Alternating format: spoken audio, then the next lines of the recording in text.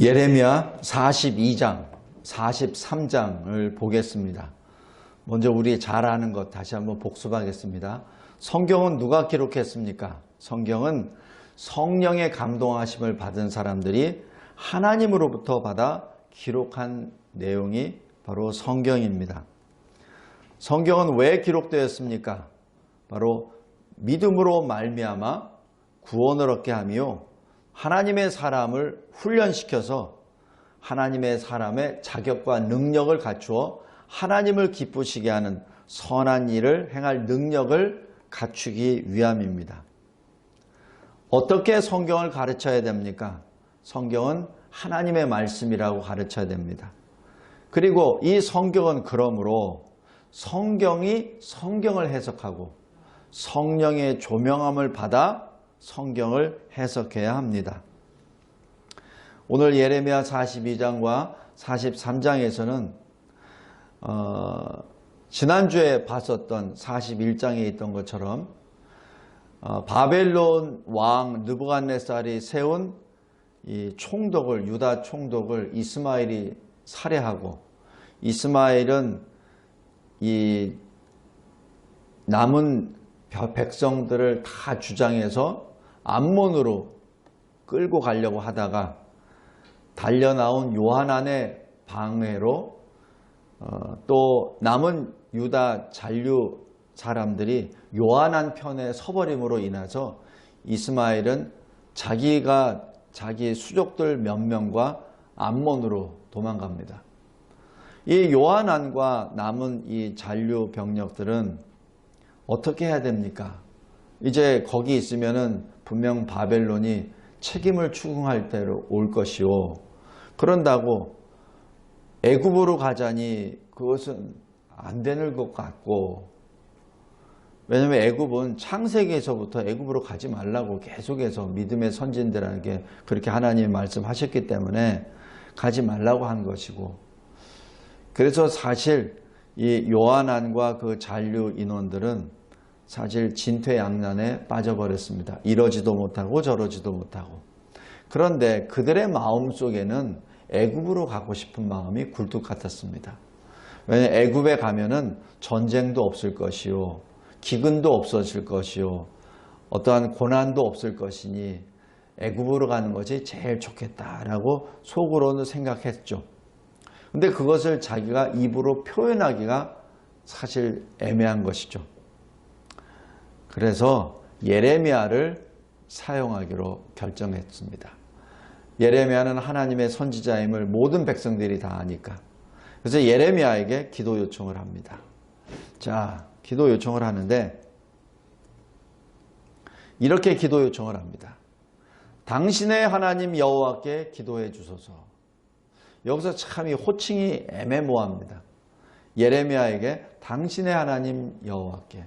그러면 자기들은 하나님의 백성이 아닌가요?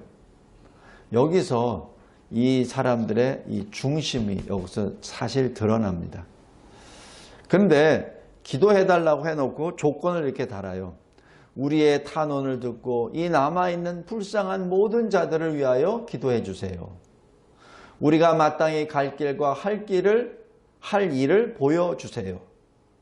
우리가 하나님이 말씀하시는 대로 다 순종하겠습니다. 그리고 하나님은 우리 가운데 신실하시고 신실하신 증인이 되소서. 우리가 그 말씀이 우리에게 좋든지 싫든지 그냥 순종하겠습니다. 이 말씀대로 하면은 굉장히 이 신실한 하나님의 백성이에요.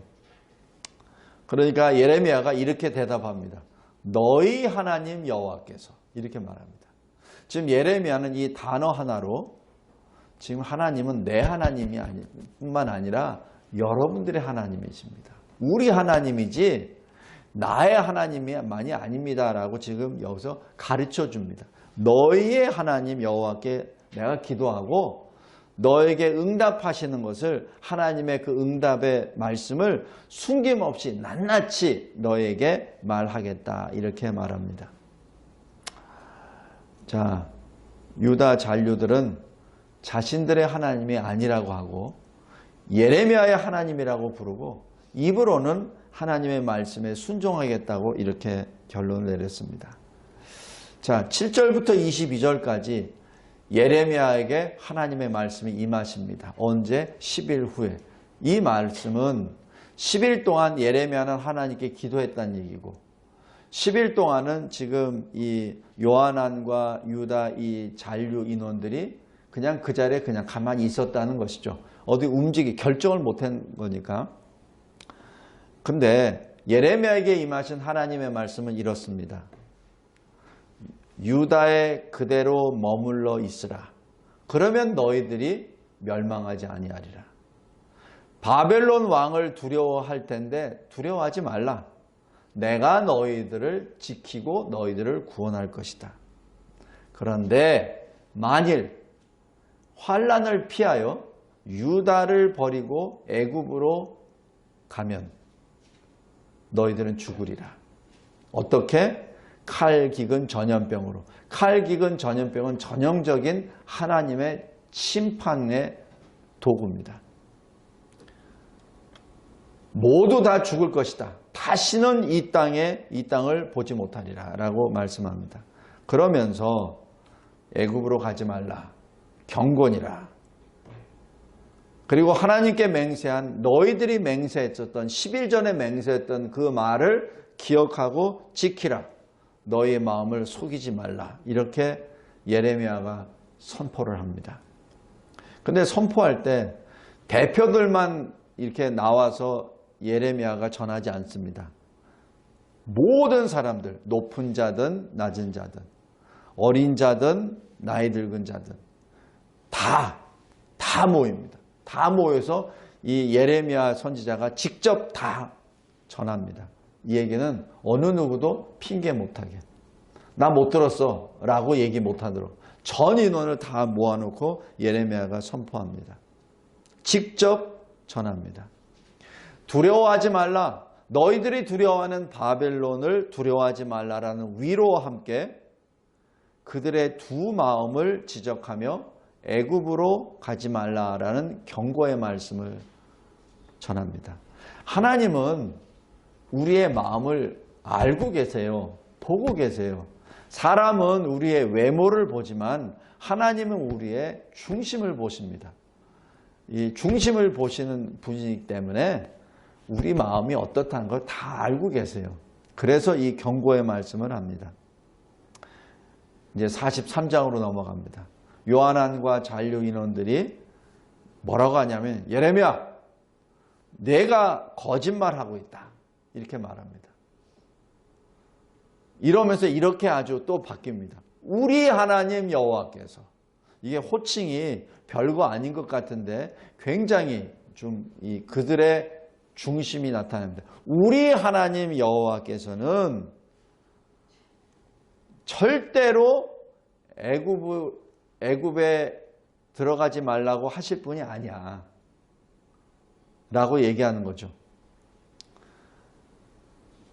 너희는 애굽에서 살려고 그리로 가지 말라고 너를 보내어 말하게 하지 아니하셨느니라. 우리 하나님은 결코 그런 말씀하실 분 아니야. 이 얘기는 뭐죠? 자기가 마치 하나님이 되어버린 거죠. 하나님의 마음을 자기들이 안 것처럼 얘기하죠.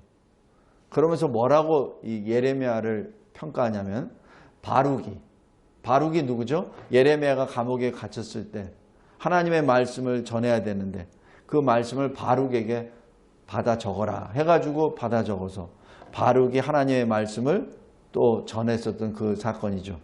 근데 그러니까 이게 좀 앞뒤가 안 맞는 거예요. 바룩은 예레미야로부터 하나님의 말씀을 받아서 적었던 사람인데 오히려 거꾸로 바룩이 예레미야 너를 부추겨서 너를 꼬드겨서 우리를 바벨론으로 붙잡아가게 하려고 한다. 이런 거다라고 이게 완전히 거꾸로 하면서 거짓말로 뒤집어 씌워버립니다. 이 뭐 같죠? 공산당. 공산당이 입만 열면 거짓말 하잖아요. 옛날 우리 어렸을 때 하잖아요. 말 많으면 공산당. 공산당이 말하는 건 전부 다 거짓말. 똑같아요. 공산당. 이 말을 뒤바꿔 버립니다. 불순종합니다. 유다 총독 그다라에게 맡긴 모든 사람, 예레미야와 바룩까지도 이 요하난과 남은 이 인원들이 애굽으로 들어갑니다.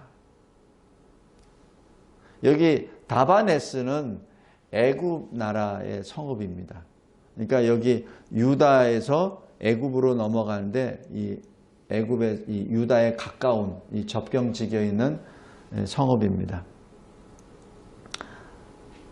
성도 여러분, 잠깐 보십시오.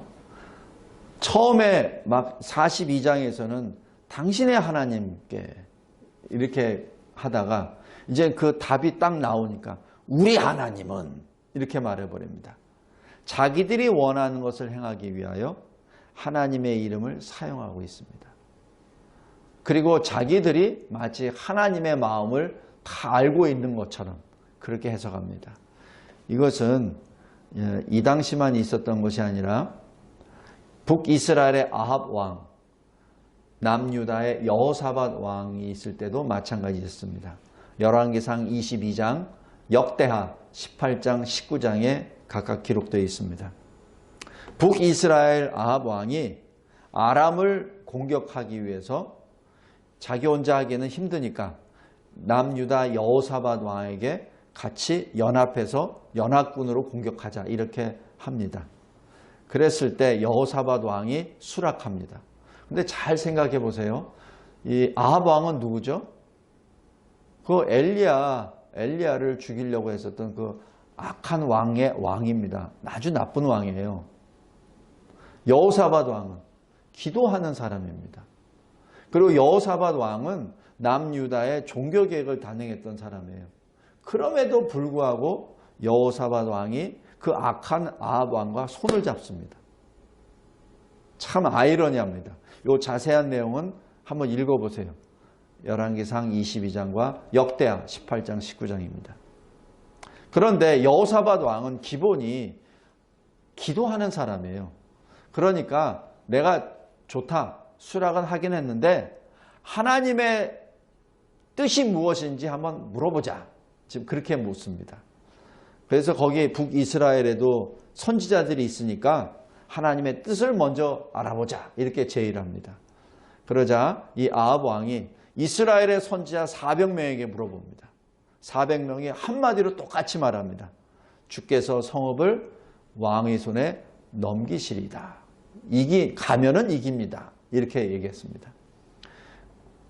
그런데 여기 여호사밧 왕이 좀 이상하거든요. 어떻게 400명이 똑같이 같은 말을 해? 근데 혹시 여기에 다른 선지자는 없습니까? 그러니까 이 아합 왕이 한 명 있긴 있는데 그 친구는 말이야 내가 물어보기만 하면 항상 나쁜 말만 해. 그러니까 여호사밧 왕이 그렇게 생각하지 마십시오. 그 선지자도 부르십시오. 이렇게 해서 이 선지자가 옵니다. 그 선지자의 이름이 미가야입니다. 이 미가야 선지자를 부를 때 아합 왕의 그 수족들이 뭐라고 얘기하냐면 이러이러한 일이 있으니까 좋게 얘기하라고. 사실 압력을 딱 넣습니다. 그래서 알았다고 거기 갑니다. 가서 아합 왕과 여호사밧 왕 앞에서 예언하라 이렇게 얘기하니까 좋게 얘기해요. 이 400명 선지자처럼 다 얘기해요. 얘기하니까 이 아합 왕이 원래 하던 대로 너 원래 하던 대로 해 라고 슬쩍 얘기해요. 그러자 이 미가야 선지자가 하나님의 말씀을 그대로 선포합니다. 세 가지 주제입니다. 첫째 하나, 온 이스라엘이 목자 없는 양같이 흩어질 것이요 주인이 없이 자기 집으로 돌아갈 것입니다.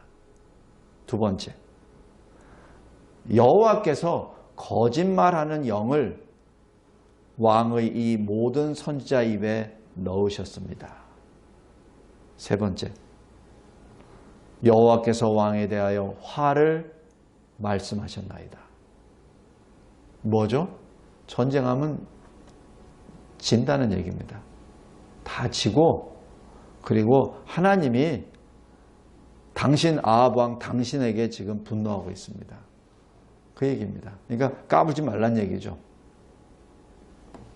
그리고 선지자들 400명 있는 선지자들 지금 거짓말하는 영이 그들에게 들어갔다라고 말합니다. 그러자 여기 이 선지자 400명 중에 대표 시드기야 선지자가 이 미가야 선지자의 뺨을 막 때려버립니다. 너만 선지자냐? 언제 여호와께서 너에게 이런 그런 거를 말씀해 주셨냐? 나의 하나님은 그런 거 안 했다. 막 이렇게 합니다. 그러자 미가야 선지자가 그러면서 이 미가야 선지자를 집어넣으라고. 이제 이 아합 왕이 이 떠날 때 이 미가야 선지자 내가 돌아올 때까지 감옥에 있고 너의 말이 틀렸다는 것을 내가 입증할 테니 잘 와 하면서 감옥에 넣어버립니다. 자, 미가야 선지자는 그곳에 있으면서 그 결과를 미리 내다보며 그의 마지막 뒷모습을 봅니다. 아람과의 전쟁에 또 어떻게 되죠? 아합 왕이 전사합니다. 그것도 전사가 뭐 특별히 이게 된 것이 아니라 아합 왕이 꾀를 내요. 여호사밧 왕에게 자기 왕복을 입혀요. 자기는 일반 병사의 옷을 입고 갑옷을 입고 적진으로 들어갑니다. 그 얘기는 뭐냐면 죽으라 얘기지. 네가 죽고 나는 거기 들어가서 전쟁에 이기고. 그러니까 이 아합 왕은, 이 악한 사람은 끝까지 악합니다. 자기는 살고 여호사밧 왕은 죽이고. 그래서 꼭 먹고 알 먹고 아람도 이기고 유다도 먹고 그러려고 하는 거예요.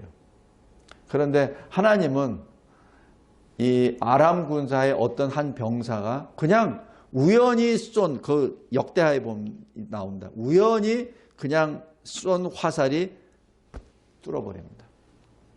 그리고 아합 왕이 그 자리에서 죽습니다.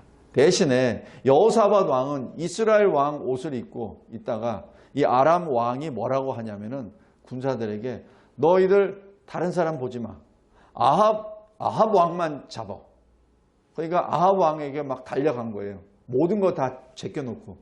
그러니까 포위를 딱 당해놓고 여호사밧 왕이 완전히 포기가 되니까 여호사밧 왕이 그때 소리를 지릅니다. 근데 이 아람 군사들이 딱 보더니 이 아합 왕이 아니거든요. 그러니까 풀려지고 이것이 바로 하나님이 여호사밧 왕을 지금 지켜준 겁니다. 아합 왕은 전사하고 전쟁은 패하고. 자, 그때 여호사밧 왕은 살아서 자기 나라 유다로 돌아갑니다. 그때 하나님의 선견자 예후가 여호사밧 왕을 책망합니다. 뭐라고 책망하냐면 왕이 악한 자를 돕고 여호와를 미워하는 자들을 사랑하는 것이 옳으니까 하나님의 진노가 당신에게 임합니다. 그러나 당신이 좋은 일을 했습니다. 그 얘기는 뭐죠? 아까 말씀드렸듯이 종교개혁을 단행했고 우상들을 다 깨뜨리고 그렇게 했죠. 그것을 기억하여 당신이 살아있을 때는 하나님의 진노를 임하지 않지만은 이후에 진노가 임하리라. 이렇게 말씀합니다. 성도 여러분, 자기들의 계획을 정당화시키기 위해서 하나님의 이름을 사용하죠. 이것이 아주 악한 왕의 전형적인 모습입니다. 북이스라엘의 초대왕 여로보암도 마찬가지예요. 자기 백성들이 예루살렘에서 절기를 지키려 예배를 드리는 것을 막기 위하여 단과 베델에 제단을 자기 마음대로 쌓고 금송아지를 만들어 놓고 그리고 레위인들을 통하여 세워져야 될 제사장을 폐해버리고 자기가 마음대로 제사장 세우고 자기 마음대로 8월 15일을 절기로 자기 마음대로 세워서 절기를 지키게 했었던 북이스라엘의 초대왕. 초대왕이 그러고 난 다음 이래 이 북이스라엘은 전체 왕이 악한 왕만 남습니다. 성도 여러분, 하나님의 이름을 도용해서 자기 뜻을 이루려고 했었던 그 사람들, 하나님의 말씀이 선포되었는데도 불구하고 그것을 거부하고 자신의 뜻대로 밀어붙였었던 그 사람들, 요한계시록 22장 11절에서는 이렇게 표현합니다. 불의를 행하는 자는 그대로 불의를 행하고. 성도 여러분, 이 시대 대한민국에 일어나는 그러한 모습을 꼭 보는 것 같습니다. 뭘 하려다 보면은 어떤 교회나 이런 믿는 사람들이 아니라라고 말을 하니까 그것을 덮기 위해서 종교 지도자들을 불러서 자기들 거짓말을 이렇게 하고 그것을 보도하며 백성들을 미혹하게 하는 것과 똑같죠. 요한안과 그 잔류 세력들은 예레미야를 통하여 선포되는 하나님의 말씀을 불순종합니다. 예레미야는 애굽으로 끌려가면서 그곳에서 또 하나님의 말씀을 선포합니다. 왜? 하나님의 말씀이 임하니까 선포할 수밖에 없어요. 그 사람들이 싫든 좋든 그 사람들이 듣든 안 듣든 하나님의 선지자는 받은 말씀을 선포할 수밖에 없습니다. 그것이 선지자의 사명입니다. 이 시대의 목사의 사명입니다. 목사가 무엇을 잡기 위해서 말하는 것도 아니고 뭘 성도들을 모으기 위해서 교회를 부흥시키기 위해서 그런 말하는 것이 아니라 하나님의 말씀이 그냥 주어졌으니까 그 말씀을 그대로 선포할 따름입니다. 똑같습니다. 예레미야도 자기 뜻과 상관없이 원래 자기는 예루살렘에 남기를 원했어요. 그래서 예루살렘에 남은 것 아닙니까? 바벨론 느부사라단 그 장군이 자기랑 같이 가자. 그곳에서 내가 다 선의를 베풀겠다 해도 싫다. 예루살렘에 남겠다라고 해서 남은 사람이에요. 근데 그 사람을 애굽으로 끌고 가서 지금 자기들대로 또 사용하려고 하는 것이죠. 이때 하나님이 뭐라고 하시냐면 큰 돌 여러 개를 다바네스에 있는 바로 궁전 축대에 놓고 진흙으로 덮어라 이렇게 말합니다. 이 얘기는 뭐냐면은 바벨론이 장차 애굽을 제압하리라. 큰 돌은 바로 바벨론을 말합니다. 바벨론이 이 바로의 궁전을 제압하리라. 느부갓네살 왕이 애굽을 공격하고 애굽 신들의 산당을 태우고 죽이고 포로로 끌고 가리라. 지금 이것을 눈으로 보이게끔 이렇게 보이란 얘기죠. 왜? 이 요한안과 유다 이 잔류 세력들이 너무 말을 안 들으니까 하나님이 그렇게 보여주신 거면 눈으로 아예 말씀으로도 안 들으니까 아예 눈으로 보여주고 그렇게 하라는 얘기입니다. 예레미야는 어떻습니까? 담대하게 하나님의 말씀을 선포합니다. 그 말씀에는 불순종으로부터 회개하라고 경고합니다. 전통에 의하면은 이 다바네스에서 예레미야가 순교를 당합니다. 언제 어떻게 순교를 당한지는 모릅니다. 그러나 이 전통에 의하면 돌에 맞아 순교를 당했다고 하고 아마 이 말씀을 선포하고 난 다음에 어느 정도 있다가 계속 하나님의 말씀이 계속 선포되거든요. 예레미야 52장까지. 예레미야 51장까지 사실 이 예루살렘이 멸망할 것이라고 예언하고 난 다음에 예루살렘이 멸망하고 난 다음에 애굽이 암몬 이런 주변국이 다 하나님의 심판을 받을 것이다. 나중에는 최종적으로 바벨론까지 심판을 받을 것이다 라고 하는 것이 예레미야 51장입니다. 그리고 52장에 예루살렘이 멸망한 것을 다시 마지막으로 기록하는 것이죠.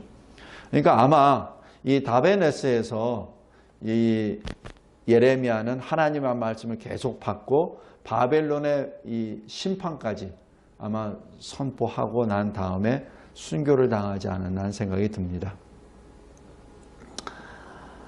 여기서 이 사람들이 주장하는 게 뭐냐면은 전쟁도 없고 나팔 소리도 없고 양식의 궁핍도 없다고 생각하는 애굽으로 이민 가는 거죠.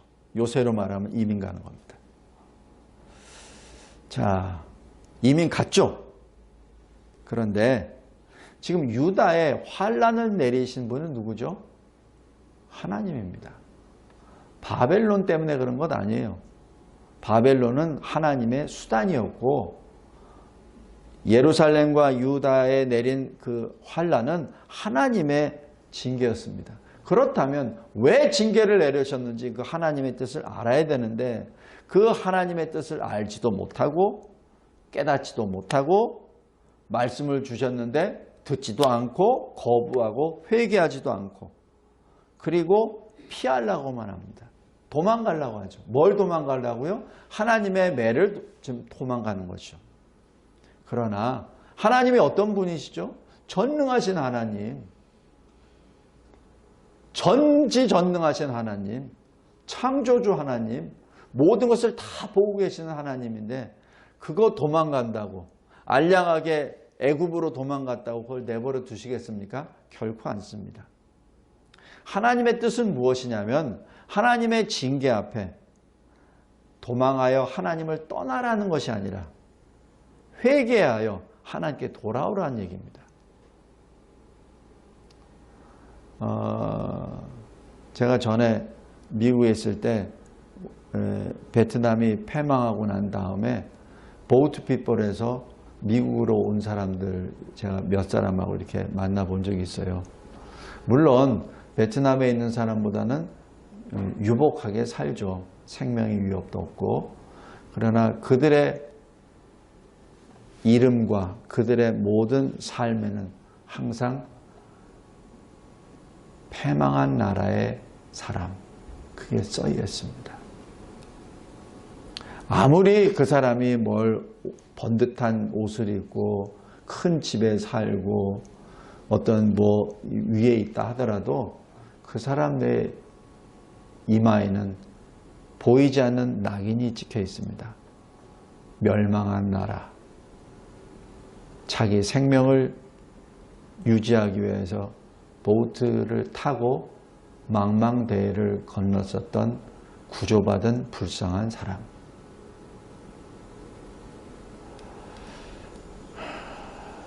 성도 여러분, 하나님을 떠나가는 장면은 이 성경에 여러 번 나와요. 아담의 첫아들 가인이 자기 동생 아벨을 죽고 어떻게 죽이고 그 다음에 여호와 앞을 떠나 이렇게 나옵니다.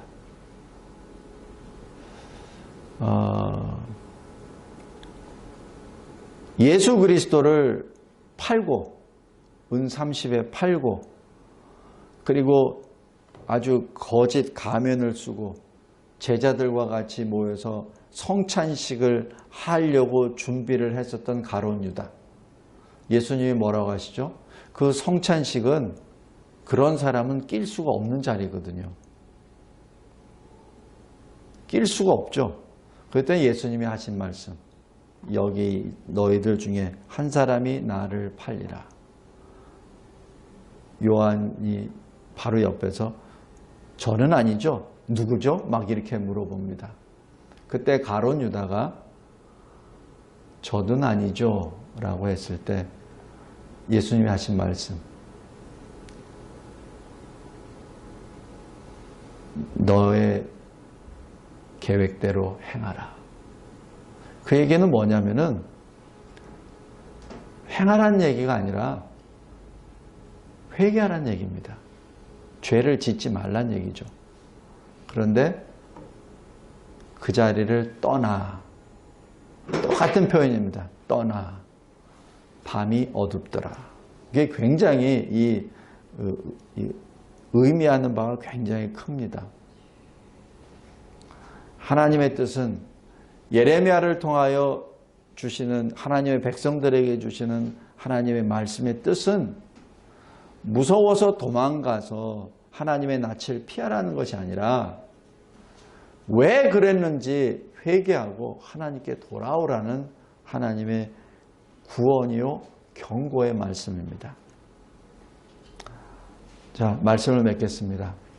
하나님의 뜻은 반드시 이루어집니다.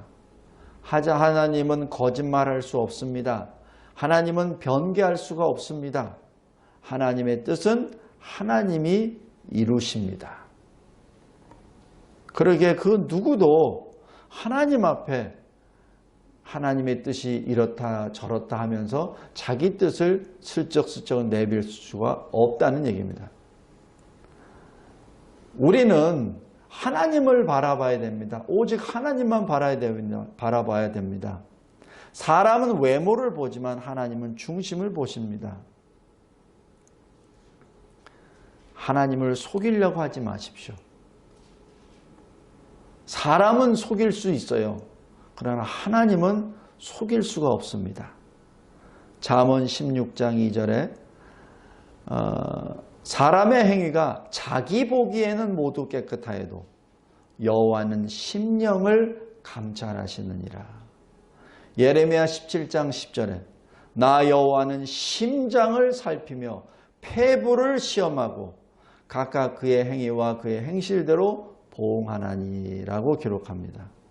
예레미야 12장 3절에 여호와여 주께서 나를 아시고 나를 보시며 내 마음이 주를 향하여 어떠함을 감찰하시오니라고 기록합니다. 그래서 히브리서 기자는 12장 2절에 이렇게 말씀합니다. 믿음의 주요 또 온전하시게 하시는 이인 예수를 바라보자라고 기록합니다. 그러므로 우리는 하나님 앞에 어떻게 됩니까? 겸손해야 합니다. 왜냐하면 하나님은 겸손한 자를 구원하십니다. 욥기 22장 29절입니다. 우리가 하나님 앞에 거룩의 옷을 입었을 때 골로새서 3장 12절 하나님이 우리를 기뻐 받아 주십니다. 예수님이 산상수훈에서 첫 표현이 심령이 가난한 자는 복이 있나니 천국이 그들의 것임이니라. 그러면서 마태복음 11장 29절에 이렇게 말씀합니다. 나는 마음이 온유하고 겸손하니 나의 멍에를 배우고 내게 배우라. 이 뭐죠? 겸손하란 얘기입니다. 하나님 앞에 겸손하라. 그리하면 너희의 마음이 쉼을 얻으리라. 마지막으로 하나님 앞에 신실해야 합니다. 하나님은 모든 것을 다 보고 계십니다. 그리고 하나님은 그 모든 것을 행위대로 다 심판하시는 분이시요 그 행위대로 상급을 주시는 심판주이십니다. 고린도전서 4장 2절에 맡은 자들에게 구할 것은 충성이니라. 요한계시록 2장 10절에 내가 죽도록 충성하라. 바로 이 충성의 근본이 신실함입니다. 하나님 앞에 신실해야 하나님께 충성하죠. 그래서 이 충성과 신실은 같이 사용이 됩니다. 마태복음 25장 21절에 예수님이 비유로 말씀하시죠. 잘하였도다. 착하고 충성된 종아. 내가 적은 일에 충성하였으며 내가 많은 것을 내게 맡기리니 내 주인의 즐거움에 참여할지어다. 성도 여러분, 나라가 망했습니다. 멸망 이후에 유다 사람들의 모습을 보면 심히 안타깝습니다. 우리가 보기에는 말도 안 되는 일이에요. 그리고 그 거짓, 허위, 위선이 우리 눈에 다 보입니다. 그런데 아주 아이러니한 것은 그 당시 그때 예루살렘에 있었던 유다에 있었던 그 사람들은 어떻게 했죠? 어느 누구도 노라고 얘기한 사람이 없어요. 아니요라고 말한 사람이 없습니다. 그냥 다 같이 도매금으로 다 따라갑니다. 그것이 얼마나 그 당시 백성들이 영적으로 어두우냐를 알 수 있습니다. 현재 우리 대한민국도 똑같습니다. 뭐 저거는 수천 년 전에 이스라엘에 있었던 일이야 라고 그렇게 핑계대지 말기를 바랍니다. 지금 현재도 마찬가지입니다.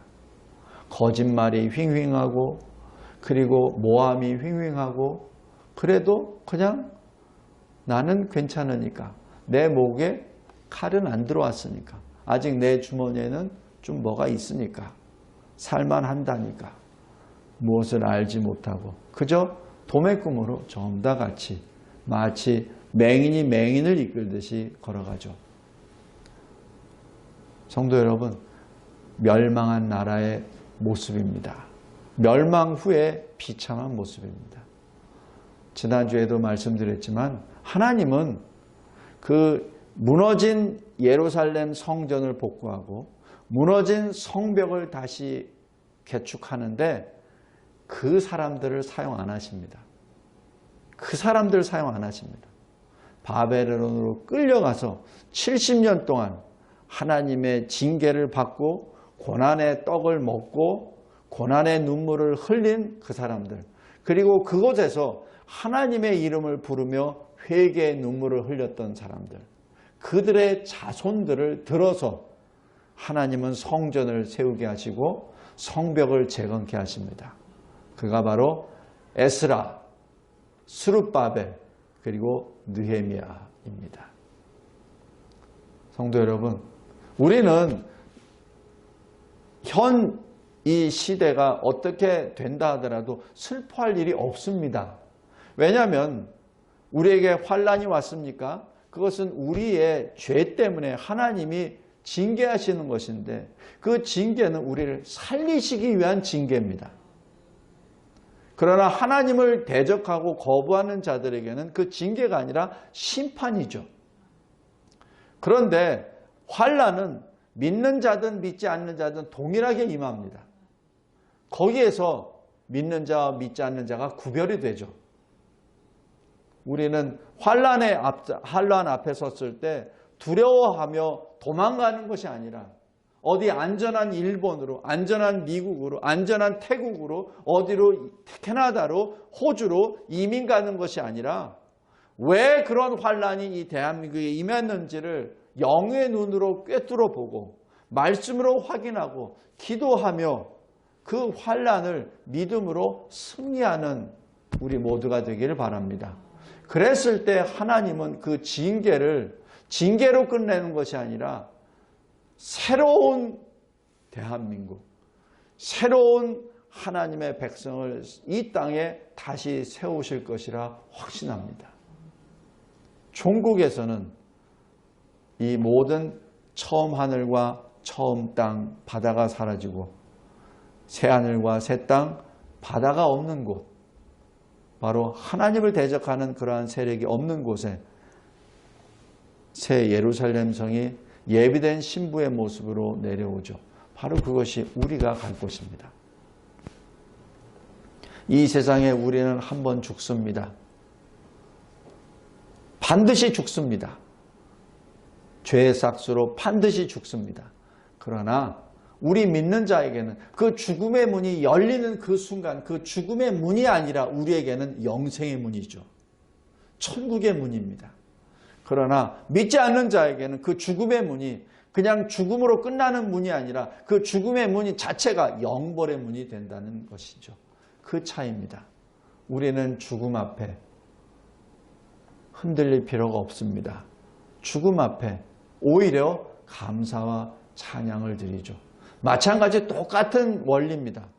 세상의 환난 가운데 섰을 때 두려워하거나 무서워하지 말고 오히려 하나님이 우리에게 회개의 기회를 주신다는 구원의 손을 내미신 그 사인임을 깨달아 알고 오히려 기쁨으로 하나님께 나아가는 저와 여러분이 되기를 바랍니다. 그리고 기쁨과 감사로 회개의 눈물을 흘리며 주께로 돌아가는 이 대한민국 교회와 대한민국 주의 백성들이 되시기를 주 예수 그리스도의 이름으로 기도합니다. 하나님 아버지 감사하고 감사합니다. 하나님께서 주시는 이 엄위하신 말씀, 그리고 그 엄위하신 말씀 앞에 그 위선과 거짓과 치졸한 타락한 인간의 모습이 대조가 됩니다. 하나님, 그러한 인간이 바로 저라는 사실을 깨달아 알게 해주심에 진심으로 감사합니다. 그러한 나에게 신실하시고 영원하시고 지극히 높으신 주님께서 우리를 구원하시기 위하여 이 세상 이 죄인의 모습으로 오시고 우리를 위하여 우리가 달려야 할 십자가에 달리시어 물과 피를 다 쏟으시고 우리의 죄값을 다 지불하여 주시고 주 예수 그리스도의 이름을 부르며 믿는 자에게 구원의 길, 영생의 길, 영광의 길을 허락해 주심에 진심으로 감사합니다. 말씀은 두렵고 그리고 떨리는 말씀이지만 그러나 그리스도 안에 있는 우리들에게는 소망의 말씀이요, 감사의 말씀이요, 찬양의 말씀입니다. 감사합니다, 주님. 예수 그리스도의 이름으로 기도드리옵나이다. 아멘.